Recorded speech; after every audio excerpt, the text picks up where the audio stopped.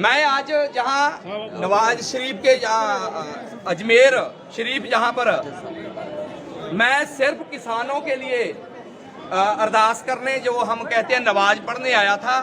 जे आज जो 2:30 बजे 2 बजे आप नमाज पढ़ते हैं, उसमें मैंने भी जाकर सारी चादर वगैरह सारा किया। क्यों किया? मेरे को मालूम पड़ा था कि अजमेर शरीफ में जो नमाज पढ़ता है, जो अरदास करता है, उसकी सुनी जाती है। सुनी जाती है ना, एक आवाज जरूर सुनी जाती है, एक अरदास उसकी बंदे की जो दिल से होती है वो सुनी जाती है।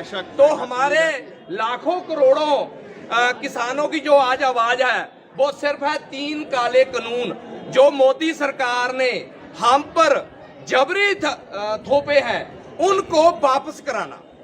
ये एक व्यक्ति की आवाज नहीं है, ये लाखों करोड़ों किसानों की, पूरे मुल्क की, हिंदू की, मुसलमान की, सिख की, ईसाई की, सबकी मांग है। क्यों? क्योंकि सबने अन्न खाना है, खाना है। इसलिए सभी लोग इस जो चल रहा है संघर्ष दिल्ली में, उसके साथ दे रहे हैं। बिल्कुल दे रहा है। जितने भी, मैं 2-3 चीजों को अब उठाना चाहता हूं। पहली बात, जो 26 तारीख को हुआ, उससे सबसे ज्यादा दुख हर हिंदुस्तानी को हुआ। मुसलमान को भी उतना ही दुख हुआ, हिंदू को भी उतना ही दुख हुआ, और सिखों को भी उतना ही दुख हुआ। मगर वो लोग जो संघर्ष कर रहे हैं, उन्होंने नहीं किया वो सब कुछ। वो सब कुछ सरकार ने अपने प्राइवेट बंदे, बीजेपी के गुंडों से वो सब कुछ करवाया है। वो करवाया है, किया नहीं है किसी ने। जो पिछले 60 दिन से शांति पूर्वक कोई भी व्यक्ति एक भी हिंसा किए बिना बैठा है, तो जो आपको 25 तारीख को रूट दिया, उस पे हमने कहा कि वही रूट चुना जाएगा जो दिया। मगर सरकार ने गलत रूट बाद में दिल्ली तरफ रूट खोलकर लोगों को उधर भेजना शुरू कर दिया।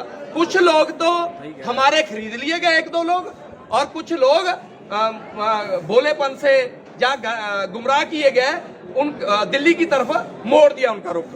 तो वो वहां पर फिर भी तिरंगे के साथ किसी ने भी गलत बात नहीं की।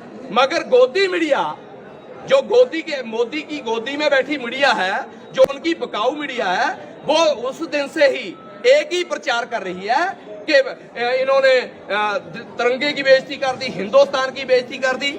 ओ भाई, इस देश को आजाद कराने में सबसे बड़ा योगदान तो पंजाब का है, सबसे बड़ा योगदान तो मुसलमान भाइयों का है, सबसे बड़ा योगदान तो हिंदुओं का है, बीजेपी का थोड़ा है। ये मुल्क कल्ला बीजेपी का थोड़ा है, ये मुल्क तो कल्ला मोदी का थोड़ा है। ये मुल्क तो सबका है, सब जहां पर रल मिल के रहते हैं। हमारे जहां मुसलमान भाई पंजाब में मलेरकोटला रहते हैं, वहां पर वो हमारे साथ खेती करते हैं। सबसे ज्यादा कमाऊ खेती और अच्छी खेती, तकनीक से खेती, वो मुसलमान भाई करते हैं। उनका हम इतना मान सम्मान क्यों करते हैं? वो हमारे हर दुख सुख में हमारे साथ होते हैं। पानीपत में जब दिल्ली पंजाब से हम लड़ते हुए, डंडे खाते हुए दिल्ली की तरफ तरे, सबसे पहले लंगर पानीपत में मुसलमान भाइयों ने हमारे लिए लगाया। पहले खड़ के लंगर लेकर, कौन के विजय किसान आ रहे हैं, हमारे भाई हैं, भूखे ना हो। उन्होंने डंडे भी मारे, पानी के विशार भी मारे, हमारे लिए लंगर लगाया। ये जो कानून है, इनसे हमारा नुकसान जो होने वाला, ये कोई धर्म की लड़ाई नहीं है, जाति की लड़ाई नहीं है। ये होती तो मैं कभी यहाँ ना आता। ये लड़ाई पेट की है। अगर ये तीनों काले कानून पास हो गए तो सीधी लूट हमारी पेट की होनी है। नौकरियां बंद कर दी, मुसलमान जाति देखकर नौकरी देते हैं लोग आजकल, बिना धर्म जाति के बिना नौकरी नहीं देते। ये ध्यान रखा जाता है कि कौन सी कंट्री का, कौन सा धर्म का बंदा है, उसको नौकरी देते हैं। मगर सरकारी नौकरी बंद कर दी। आने वाले समय में ये होगा कि लोगों को 10-12 हजार से आगे नौकरी नहीं मिलेगी, तनख्वाह नहीं मिलेगी।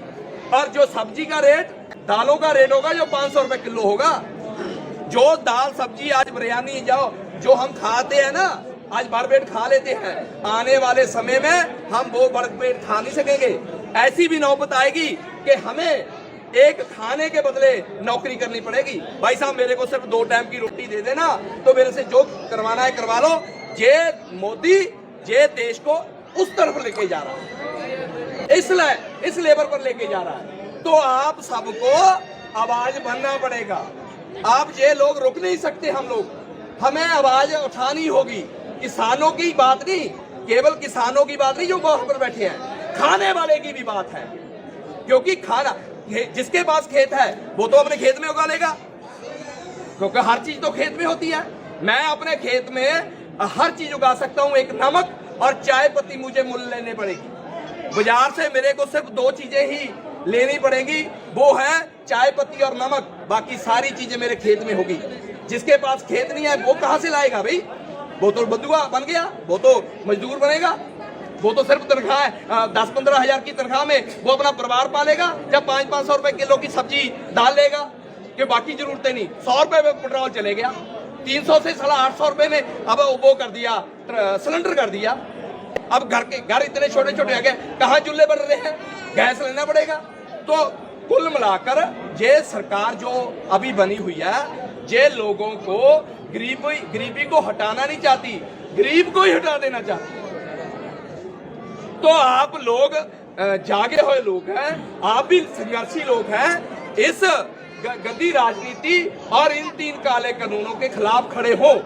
आप भी हमारे साथ हमारी आवाज बने, ताकि जो जहां राजस्थान में, जहां अजमेर में इतने हाथ उठे आज, मैं बोलूंगा कैमरे वाले भाई को, सभी के बाल मैं किसानों के लिए नारा मारूंगा, आप मेरे लिए साथ देना। किसान मजदूर ग्राहक एकता जिंदाबाद, मजदूर किसान ग्राहक एकता जिंदाबाद, जय किसान जय जवान जिंदाबाद, मजदूर किसान ग्राहक एकता जिंदाबाद, जय जवान जय किसान। हाँ, हमारा भारत महान, भारत जिंदाबाद।